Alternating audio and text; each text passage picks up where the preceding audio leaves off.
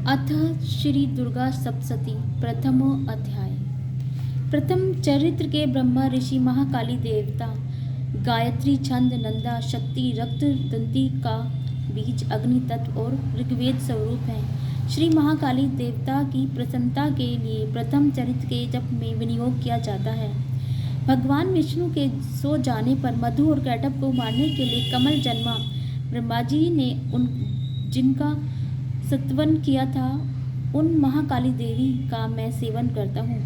वे अपने 10 हाथों से खड़ग चक्र गदा बाण धनुष परित शूल भुशुंडी मस्तक और शंख धारण करती हैं। उनके 3 नेत्र हैं। वे समस्त अंगों में दिव्य आभूषणों से विभूषित हैं। उनके शरीर की कांति नीलमणि के समान है तथा वे 10 मुख और 10 पैरों से युक्त हैं। मार्कंडी जी बोले, सूर्य के पुत्र सर्वणी जो 8वें मनु कहे जाते हैं, उनकी उत्पत्ति की कथा विस्तार पूर्वक कहता हूँ, सुनो। सूर्य कुमार महाभाग सर्वणी भगवती महामाया के अनुग्रह से जिस प्रकार मनवंतर के स्वामी हुए वही प्रसंग सुनाता हूँ। पूर्व काल की बात है।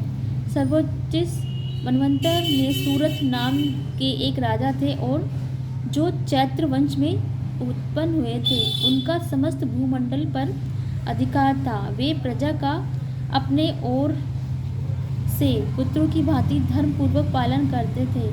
तो भी उस समय कोल विधांशी नाम के क्षत्रिय उनके शत्रु हो गए तथा राजा सूरत की दंड नीति बड़ी प्रबल थी। उनका शत्रुओं के साथ संग्राम हुआ।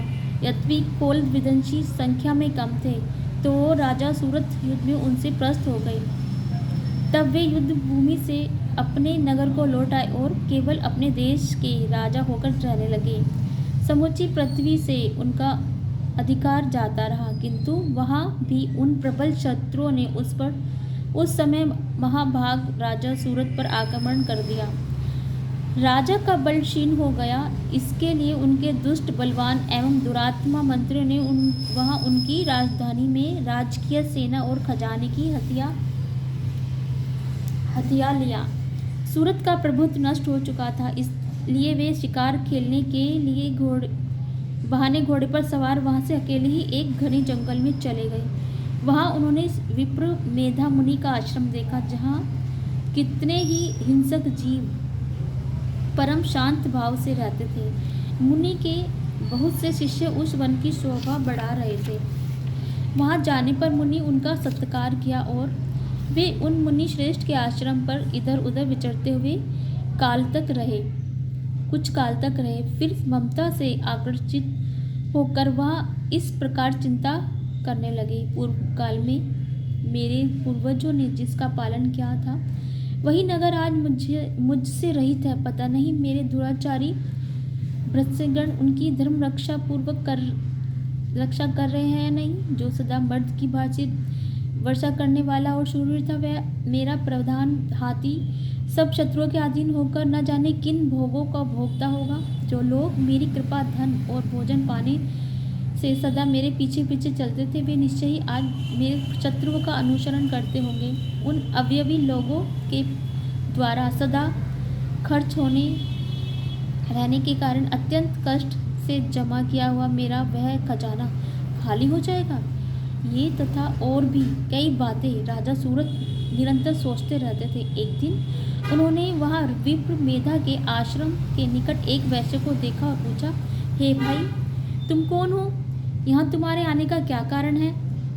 तुम क्यों शोकग्रस्त हो, अनमने से दिखाई देते हो? राजा सूरत का प्रेम पूर्वक कहा हुआ वचन सुनकर वैश्य ने विनीत भाव से उन्हें प्रणाम करके कहा। वैश्य बोला, राजन, मैं धनियों के कुल में उत्पन्न एक वैश्य हूँ। मेरा नाम समाधि है। मेरे दुष्ट स्त्री पुत्रों ने धन के लोभ से मुझे घर से निकाल दिया।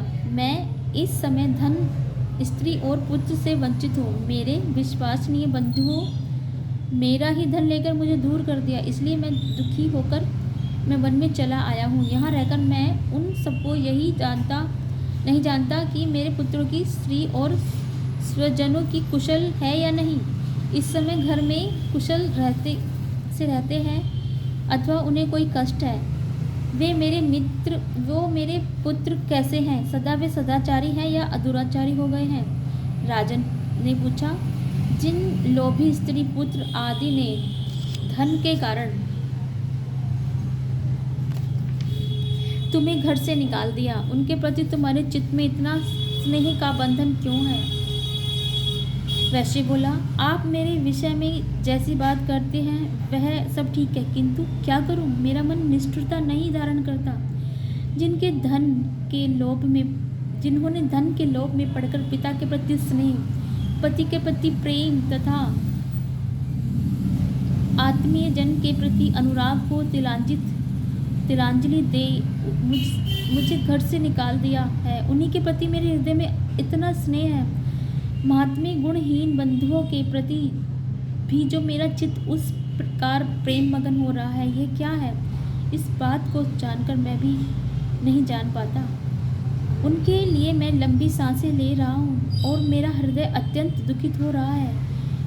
उन लोगों में मेरे प्रेम का सर्वथा अभाव है, तो मैं उनके प्रति जो मेरा मन निष्ठुर नहीं हो पाता, उनके लिए क्या करूं? मार्कंडेय कहते हैं, ब्राह्मण तदंतर राजाओं में श्रेष्ठ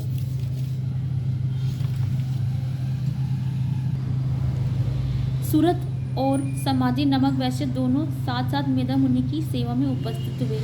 उनके साथ यथा योग्य न्यायकूल विनयपूर्ण बर्ताव करके बैठे। तत्पश्चात वैश्य और राजा कुछ वार्तालाप आरंभ किया। राजा ने कहा, भगवान, मैं आपसे एक बात पूछना चाहता हूँ, उससे बताइए। मेरा चित्त अपने अधीन ना होने के कारण वह बात मेरे मन को बहुत दुखी देती है। जो राज्य मेरे हाथ से चला गया, उसमें और उसके संपूर्ण अंगों में मेरी ममता बनी हुई है। मुनिश्रेष्ठ, यह जानते हुए भी कि वह अब मेरा नहीं है, अज्ञानी की भांति मुझे उनके लिए दुख होता है। ये क्या है? इधर वह वैसे भी घर से अपमानित होकर आया है, उसके पुत्र स्त्री और भृत्यों ने उसे छोड़ दिया है, स्वजनों ने भी इसका परित्याग कर दिया है, तो भी यह उनके प्रति अत्यंत हार्दिक स्नेह रखता है। इस प्रकार यह तथा मैं दोनों ही बहुत दुखी हैं, जिससे प्रत्यक्ष दोष देखा जाता है। उस विषय के लिए भी हमारे मन में ममता जनित आकर्षण पैदा हो रहा है। महाभाग, हम दोनों समझदार हैं, तो भी हमसे मोह पैदा हुआ। यह क्या है? विवेक शून्य पुरुष की भांति मुझ में और इसमें भी यह मूर्ता प्रत्यक्ष दिखाई देती है। ऋषि बोले, महाभाग, विषय मार्ग का ज्ञान सब जीवों को है, इसी प्रकार विषय भी सबके लिए अलग अलग है। कुछ प्राणी दिन में नहीं देखते, दूसरे रात में नहीं देखते, तथा कुछ जीव ऐसे हैं जो दिन और रात्रि दोनों में बराबर देखते हैं। यह ठीक है कि मनुष्य समझदार होते हैं, किंतु केवल वे ही ऐसे नहीं होते। पशु, पक्षी, मृग आदि सभी प्राणी समझदार होते हैं। मनुष्य की समझ पर भी वैसी ही होती जैसी उन मृग और पक्षियों की होती है, तथा जैसी मनुष्य की होती है वैसी ही उन मृग पक्षियों की आदि की होती है। यह तथा उन बातें भी प्राय दोनों में समान ही हैं। समझ होने पर भी इन पक्षियों को देखो तो ये स्वयं भूख से पीड़ित होते हुए भी मोहवंश बच्चों की चोंच में कितना चाव से अन्न के दाने डाल देते हैं। नरश्रेष्ठ, क्या तुम नहीं देखते कि मनुष्य समझदार होते हुए लोभवंश अपने किए हुए उपकार का बदला पाने के लिए पुत्रों की अभिलाषा करते हैं? यद्यपि उन सब में समझ की कमी नहीं है, तथापि वे संसार की स्थिति, जन्म मरण की परंपरा बनाए रखने वाले भगवती महामाया के प्रभाव द्वारा ममता में भंवर से युक्त मोह के गहरे गर्दभ में गिरे रह गए हैं। इसलिए इसमें आश्चर्य नहीं करना चाहिए। जगदीश्वर भगवान विष्णु की योग निद्रा रूपा जो भगवती महामाया है, उन्हीं से यह जगत मोहित हो रहा है। वे भगवती महादेवी ज्ञानियों के भी चित्त को बलपूर्वक खींचकर मोह में डाल देती हैं। वे ही इस संपूर्ण चराचर जगत की सृष्टि करती हैं, तथा वे ही प्रसन्न होने पर मनुष्य की भांति मुक्ति के लिए वरदान देती हैं। वे ही परा विद्या, संसार बंधन और मोक्ष की हेतु भूता सनातन देवी तथा संपूर्ण ईश्वरों की अधीश्वरी है। राजा ने पूछा, भगवान, जिन्हें आप मोह माया कहते हैं वे देवी कौन हैं? ब्राह्मण, उनका आविर्भाव कैसे हुआ तथा उनके चरित्र कौन कौन हैं? ब्रह्मवेताओं ने भी श्रेष्ठ महर्षि उन देवी का क्या प्रभाव है, जैसा स्वरूप हो और जिस प्रकार प्रादुर्भाव हो हुआ है, वह सब मैं आपके मुख से सुनना चाहता हूँ।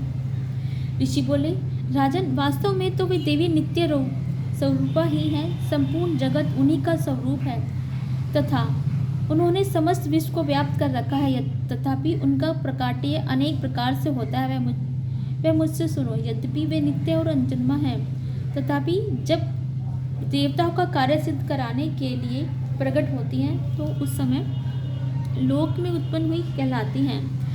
कल्प के अंत में जब संपूर्ण जगत एक वर्ण में निमग्न हो जाता है, सबके प्रभु भगवान विष्णु शेषनाग शैया पर बैठकर योग निद्रा आश्रय ले सो रहे थे। उस समय उनके कानों में मैल से दो भयंकर असुर उत्पन्न हुए, जो मधु और कैटव के नाम से विख्यात थे। वे दोनों ब्रह्मा जी का वध करने को तैयार हो गए। भगवान विष्णु के नाभि कमल में विराजमान प्रजाति ब्रह्मा जी ने जब उन दोनों भयानक असुरों को अपने पास आया और भगवान को सोया हुआ देखा, तब एकाचित होकर उन्होंने भगवान विष्णु को जगाने के लिए उनके नेत्र के निवास करने वाली योग निद्रा का स्तवन आरंभ कर दिया, जो इस विश्व की अधीश्वरी, जगत को धारण करने वाली, संसार का पालन और संहार करने वाली तथा तेज स्वरूप भगवान विष्णु की अनुपम शक्ति है। उन्हीं भगवती निद्रा देवी की ब्रह्मा स्तुति करने लगे।